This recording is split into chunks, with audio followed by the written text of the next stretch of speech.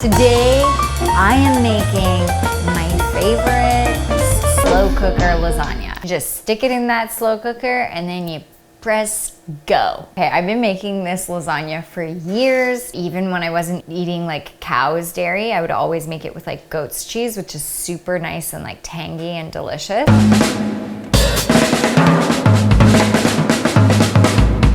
You're gonna brown all of your meat until it is no longer pink.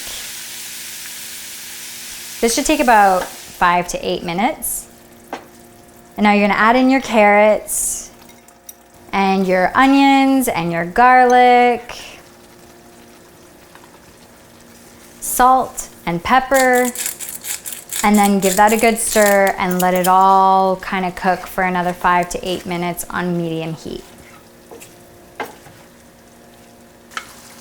Now you can add in your tomato paste and your tomato puree. Give it a good stir so it's all mixed up and bring it to a simmer. Your sauce is done. Okay, so now we're gonna do the layering. I know that it seems weird to put the noodles in raw, but trust me, they're gonna cook for 8 hours, and that's why you don't need to go through all of that labor of cooking the noodles and drying them and all of that stuff. Okay, now you're gonna put a nice even coat of the sauce on the bottom of the slow cooker. This will prevent any sticking of your noodles. Break up your noodles and put them evenly in your slow cooker. However you need to break them up is fine. And now, again, another layer of sauce and some cheese. And I've also used some goat's cheese here. And now you're gonna keep layering with your noodles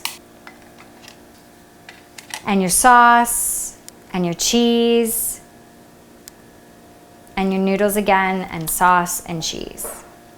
Now we're gonna throw the lid on and we're gonna set it to 6 hours on low.